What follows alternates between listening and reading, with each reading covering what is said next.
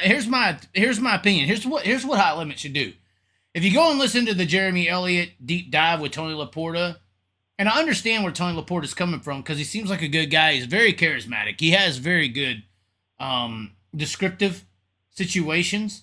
And I know people don't like Chase Rodman as just this one announcer. They seem to not like Chase Rodman. They seem to not like him as the guy. I mean, I've had several discussions. They think Chase Rodman's not good. They hate this. They hate that.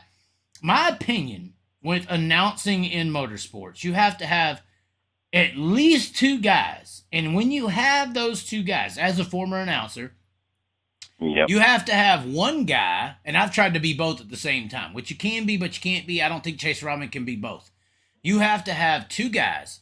One guy. You need a driver in there with them. You know what I mean? A guy who's former driver, or, you know what I mean? The guy that's fucking knows that would be your third shit, guy. You know what I mean? That would be your third guy. In a dream scenario, you got three people. And that would be like the Fox Sports situation where you have Mike Joy, and Kevin Harvick.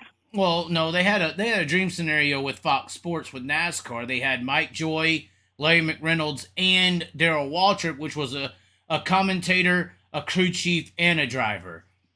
And here's what Larry McReynolds was good at. And you can get rid of the driver. Honestly, and this is what I think, honestly, this pit reporter road kind of, spin the wheel person.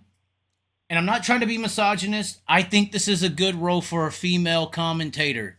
Is that wrong for me to say? No. The role that Tony LaPorta is doing is good for a female personnel person. I mean, I'm not trying to be misogynist or against women, but in motorsports, like we're saying, play-by-play guy or story guy or racer guy, those are guys. I just said guy at the end of it. I mean, if you want to put Aaron Crocker up there, okay, put Aaron Crocker up there, Paige Poliak, but I don't think this is going to happen. It's rare. It's incinerary.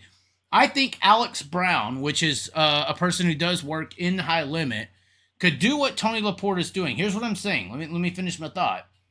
I think you put a hot female in there as the person on camera, and we saw this with Georgia. We saw this all throughout Flo and other experiences.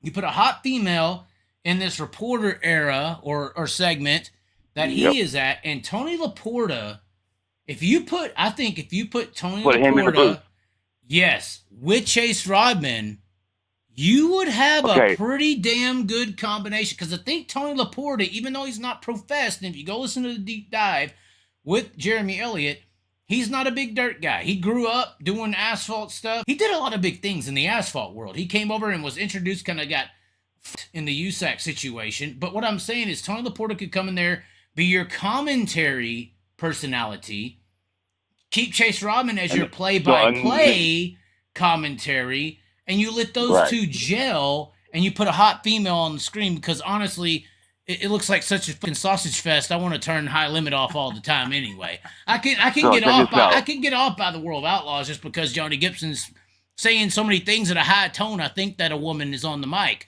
So I get aroused by Johnny Gibson's tone of his voice because he sounds like a female, like a little mouse or something, the high pitch. I'm just saying, if you put Tony LaPorta and Chase Rodman together as a announcing Tando, and then you put a female, Alex Brown as a suggestion, who's already in the High Limit situation, on the camera. What you're saying right now is Chaz, they do that? I'm just saying, I think that would be the High Limit fix. All right, continue.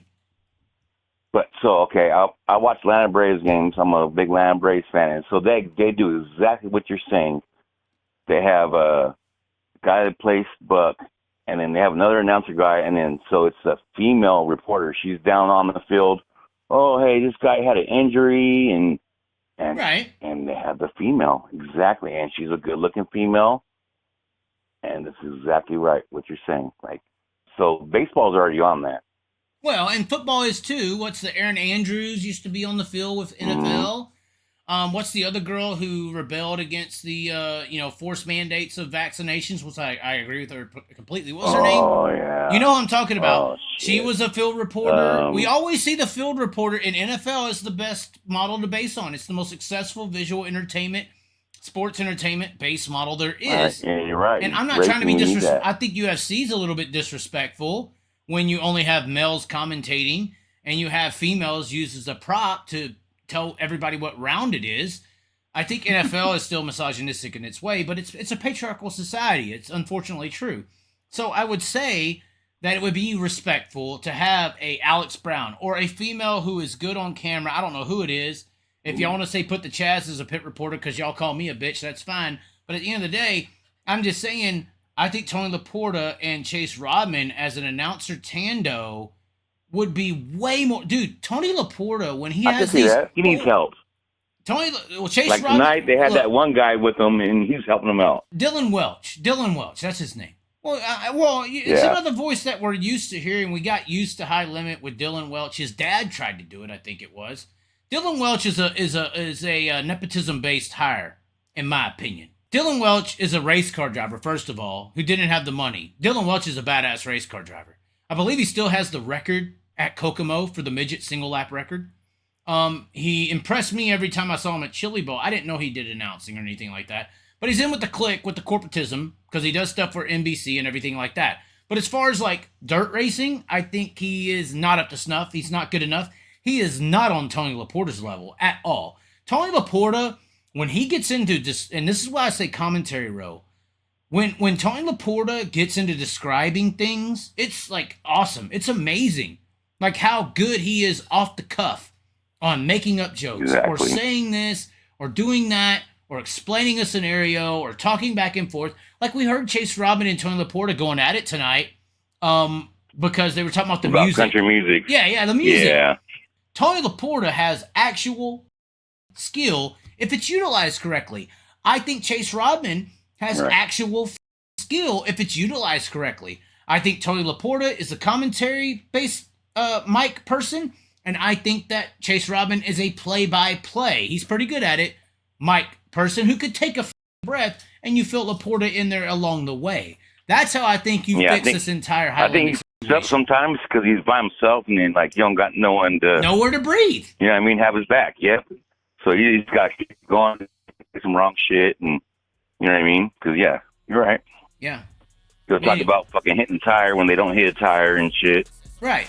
I mean, but at that point, Tony LaPorta could be giving him a chance to breathe.